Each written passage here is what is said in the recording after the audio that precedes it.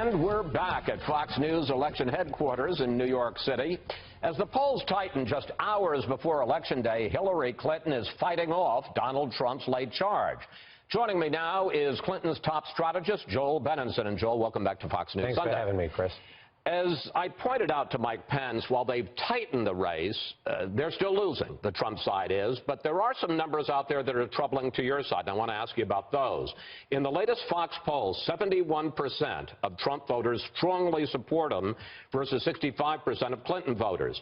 63% of Trump supporters are extremely interested in the race. For Clinton, it's 54%. And after news of the FBI investigation, 21% of independents are less likely to vote for Clinton. Joel, there seems to be an enthusiasm gap, and the FBI investigation seems to be hurting Clinton. No, I think there are a lot of ways to measure enthusiasm. You know, there's also a Washington Post poll, when they've been tracking numbers historically, 56% of Hillary Clinton's voters saying they're voting for her as opposed to against her opponent, kind of on par with people like Al Gore and George Bush, Bill Clinton in '96. That same poll shows Donald Trump at 41%. That is historically and significantly lower than most presidential candidates. Do you think the FBI announcement, now a week and a half old, has hurt Clinton? No, I don't. I think it obviously occupied a lot of airspace, but I think, you know, we've been knocking on doors. We have had lines all weekend at our phone banks of people waiting to get in. We've knocked on 2 million doors this weekend. And I think where you're seeing the enthusiasm is in the early vote. Our people are going out to vote where the early vote, you know, is going on. States like Florida, states like Nevada, very strong numbers, and not just with, you know, our base Democratic voters, but we think we're seeing a surge with suburban women, younger people, millennials, broadening our coalition. Okay. Having said all of that, Clinton has changed her game plan these last few days. I always say the most precious commodity in the last week of a campaign is the candidate's time. She went to Detroit to campaign on Friday, which is somewhat surprising. She's going back there again to Michigan, to Grand Rapids on Monday. You're now running TV ads in Virginia and Colorado and New Mexico. Those were all states that were off the board for Trump 2 weeks ago. Well, here's going to Michigan, by the way, is very consistent with our plan, because Michigan is one of the states we call game day states. No early voting. We have to make sure we get there in the last few days, keep people ginned up, getting them out to vote, and that's what you're seeing in some of these states. In terms of ads in states like Virginia and Colorado, where we do feel we've got a winning margin there, we've had actually, in the last 2 weeks, a surge of resources.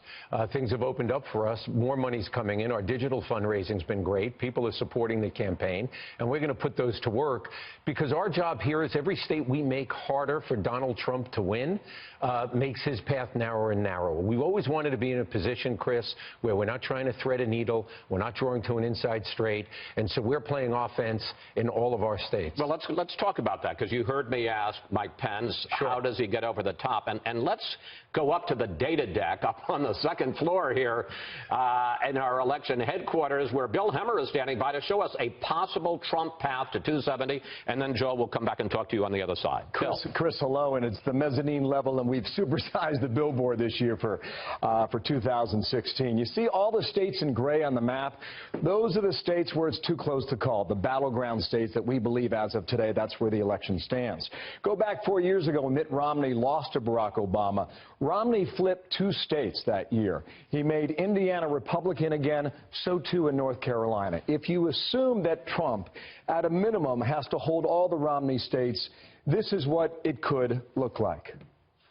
16 electoral votes in Georgia. It's 11 in Arizona. It's 15 in North Carolina. And late on Friday, the Trump team tells me they feel very good about where they are in North Carolina. More on that in a moment. He'd have to flip the 6 in Iowa. He'd have to flip 18 in Ohio, 29 in Florida, and still under this scenario, he is 11 electoral votes short. So where does he go? If he were to win Pennsylvania, that would make him president. If he were to win Michigan, that would make him president. If he were to win a combination of, say, New Hampshire and Colorado, that would do it. Or New Hampshire and perhaps Nevada would get him very close at 269 under that particular map. However, if the Clinton team finds success on the East Coast, maybe in a Florida, which could be deadly for the Trump team, or possibly turning North Carolina blue again, you start to see the challenge for Trump as he drops down to 244 electoral votes. That means under that scenario, he would have to win Pennsylvania and somewhere else. He would have to win in Michigan and somewhere else. 2 states, by the way, that have not gone Republican in 28 years. The point is, on all this, there's a number of different options that you can map out and game for Tuesday night. Trump, it's not impossible. He has a number of ways that he can do it, but it's much more difficult. As it stands today, Chris, it is much easier for Hillary Clinton based on the map that we're watching. Back to you. Bill, thank you. Well, you heard about possible paths, and all of them are difficult. He's kind of, you talked about the political equivalent of drawing to the inside straight. He kind of has to do it. Where are the big kinks in that scenario? In his scenario? Yeah. Pennsylvania. Starts with Pennsylvania, number 1. Pennsylvania is a strong state for us. We're going to be spending time there, as Bill pointed out, solidly Democratic for 6 elections or so. Because if he doesn't win there, he has to win all 4 of the big other states that Bill just talked about: Ohio, Florida, North Carolina, Michigan. He's not in a position to win all 4 of those. He just isn't. I think that some of these are close, no question about it. He, I think, described the scenario I did, is, you know, it's not over till the fat lady sings, as they say, right? And but we're going into Election Day playing offense, keeping them on defense with states like Arizona that we never played in before, not in either of the Obama elections. So we feel good when we're on offense. We think we're in good shape, and I think it's because voters around the country are really rejecting the divisive rhetoric that they've heard from Donald Trump throughout this campaign. Okay. That is the concern for Trump. The concern for the Clinton camp is the honesty and trustworthiness factor, and obviously the renewed FBI investigation is an issue, and I want to discuss that with you for a moment. Back in March of 2015, Hillary Clinton told the country that she had turned over all of her work-related emails to the State Department. Here she is. I responded right away and provided all my emails that could possibly be work-related, which totaled roughly 55,000 printed pages. But the week before, a Clinton advisor sent out this email: if there is a release of the 55,000, are there others that are not being released? And here was your answer, Joel: definitely. Now, Clinton... Actually, Chris, the definitely wasn't to that. There's a string of emails there, and it was saying the previous email that we should release all the emails. I was saying definitely. There was an interspersed email in there. I was responding to the previous one that said definitely. Well, why didn't they release all the emails? Well, I think they released all the ones they believed they had at the time. I think during the course of the process, and Director Comey said there may be some others, and if there are, they'll find them and be turned over.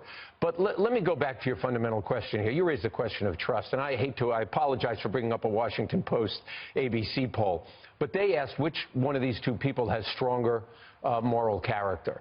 And by 46 to 38 voters, an 8-point spread, well, as you know, Hillary Clinton was perceived. It depends on the question that's asked. Well, it was. But stronger moral character is a pretty standard test for President of the United States as well. And I think people are looking at these 2 people, and we have an 8-point advantage there. And people are looking at this through the prism of, who are these 2 people? What have they both done in their lives that will make me count on them, trust them? I got that, but I want to ask you a question about the emails, because... Because you've never asked me before. No, go ahead. Well, I haven't asked you often about the emails. The argument that she made, and that the campaign has made, that all of the deleted emails were personal. They were about her yoga, about Chelsea's wedding. Question I have for you is, were emails about the Clinton Foundation considered personal, and were they deleted? Chris, I'm not sure how they were considered. What I know is that who's ever looking at all the emails has been looking at it for years, 15 months, almost a year and a half now, right? They've said they're going to look at any other emails that come up and let them make a judgment. When Director Comey spoke, he had no access to other emails. He hasn't seen them. He went out on a limb. He's been criticized by both Democratic and Republican former law enforcement officials who said this was inappropriate to do at this point, particularly when he had no facts and no information. Look, I think that voters are going to go to the polls 2 days from now. They're going to factor all this information in. They're going to make the decision on which one of these people will really make America the kind of country they want to have. Okay, one last question. In February of 2015, there were reports that foreign donations to the Clinton Foundation were on the rise, and that resulted in a string of emails again that I want to talk about. Here was your recommendation about foreign government donations to the Clinton Foundation. Stop taking foreign government money. Is that possible? If not, we're going to be very vulnerable on that throughout. And I think our opponents and some on our side will say it is unseemly for a potential U.S. president taking money from foreign governments for her private foundation. Joel, you knew this was a problem, but as we sit here today, the Clinton Foundation continues to take money from foreign governments. Well, two things. One, I'm not going to authenticate any of these emails that we know were hacked through Russian interference. Okay. What the Clintons have said is they have announced the steps they will take if Hillary Clinton is elected president. They are very clear. You were saying this in 2015. Why not? This foundation, because this foundation helps millions of people around the world. President Clinton has put to work at that foundation what he learned as president with 11 million people on life-saving AIDS drugs. So you don't think it's unseemly? I think that the Clintons have announced what steps they would take if she is elected on Tuesday, which I believe she will be, about the steps they will take to change the way the foundation will operate if she's president of the United States. What they don't want to happen is for millions of people who are being saved with life-saving drugs, kids getting better food in schools. But that was still true. That was still true in 2015, and you called it unseemly. Well, I said I'm not going to authenticate any of these emails that were hacked by Russians. I'm going to talk about what the foundation has done and how they've addressed what they will do going forward. Joel, thank you. Thanks for coming in today. Always good to talk with you. Good to see you, Chris.